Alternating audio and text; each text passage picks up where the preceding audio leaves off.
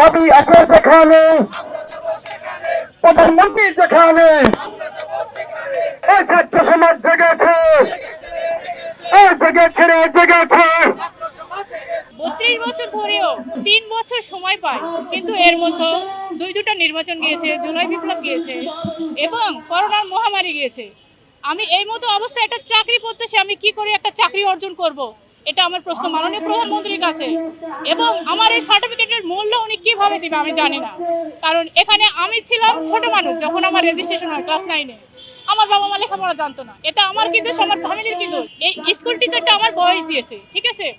এবং রাষ্ট্র কর্তৃপক্ষ যারা এগুলো পরিচালনা করে, কর্মকর্তা কর্মচারীদের, অবশ্যই তারাও এগুলো নিয়ন্ত্রণ করবে। নিয়ন্ত্রণ করার দায়িত্ব তো আমার ফ্যামিলির না, আমার ফ্যামিলি তো বোঝে না। স্কুলে আমি যখন গেছি ওনারা বয়স দিয়ে দিয়েছে। তাহলে এই মতো অবস্থায় মাননীয় প্রধানমন্ত্রীকে আমি বলতে চাই, উনি অবশ্যই চাকরিতে প্রবেশের বয়স স্থায়ীভাবে 35 এবং অস্থায়ীভাবে যেন 40 করে।